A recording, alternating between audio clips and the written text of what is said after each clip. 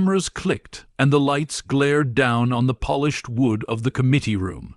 It smelled faintly of coffee, old papers, and nerves.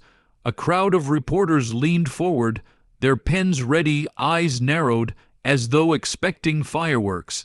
And fireworks were exactly what they were about to get.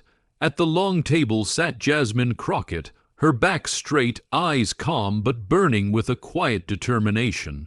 She was the kind of woman who had grown used to walking into rooms where people underestimated her, rooms filled with louder voices, older faces, and men who believed experience was the same as authority, but Jasmine knew something they often forgot. Experience didn't guarantee wisdom, and volume never replaced truth. Across from her, Jim Jordan tugged at his sleeves, the trademark rolled-up shirts signaling a casual defiance.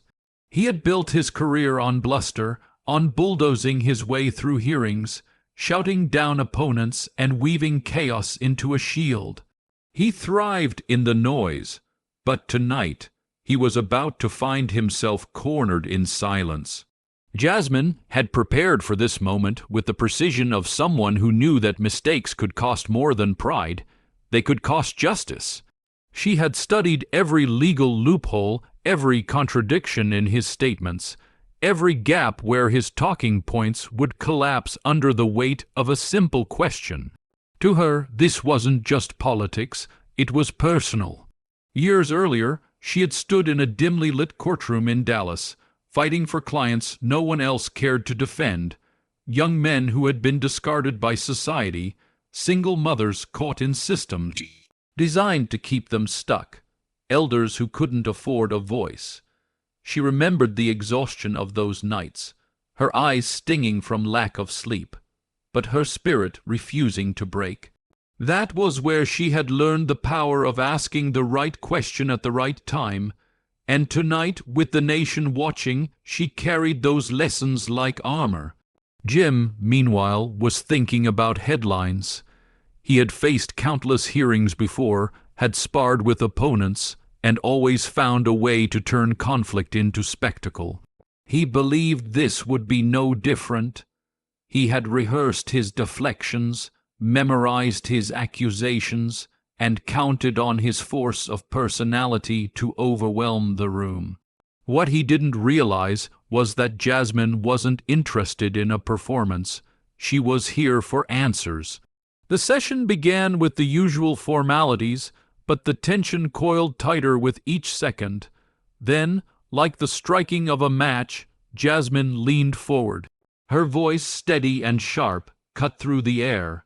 "Congressman Jordan," she said, "you've spoken loudly about law and order, about accountability, so let's start with something simple. Under the Constitution, who has the authority to enforce federal subpoenas?" Jordan blinked, shifted in his chair, and gave a vague, circular answer that danced around the point. Jasmine didn't flinch. She asked again, this time more direct. The room grew still. Reporters stopped writing. Even the hum of the fluorescent lights seemed louder. Jordan chuckled nervously, tried to pivot, but Jasmine pressed. Her questions landed like hammer blows, each one exposing not just a lack of legal grounding, but the hollowness of rhetoric without substance. She wasn't just dismantling an argument, she was peeling back the layers of bravado until the truth stood naked in front of the cameras. As the exchange deepened, the subplots began to surface. Outside the walls of the Capitol, families across the country were watching, families like Jasmine's own. Her mother sat in a modest living room in Texas, her hands clasped tightly, remembering the days when her daughter was just a girl with wide eyes and stubborn dreams. For her, this wasn't about politics.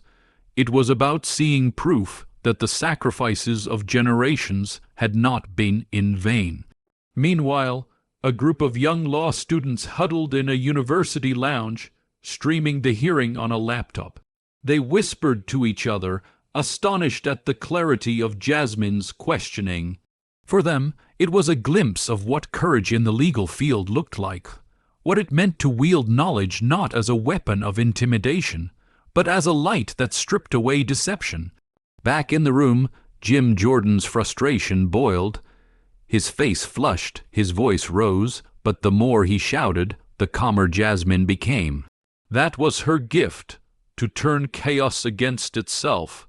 "You're evading," she said quietly, her tone more devastating than any yell. "The American people deserve a straight answer. Who enforces federal subpoenas?" Silence stretched, thick and undeniable. Jim's mouth opened, then closed. For once, there were no words. The climax hit like a thunderclap. The silence wasn't empty.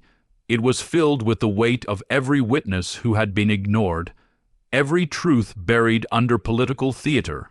It was filled with the vindication of every ordinary person who had ever been told their voice didn't matter.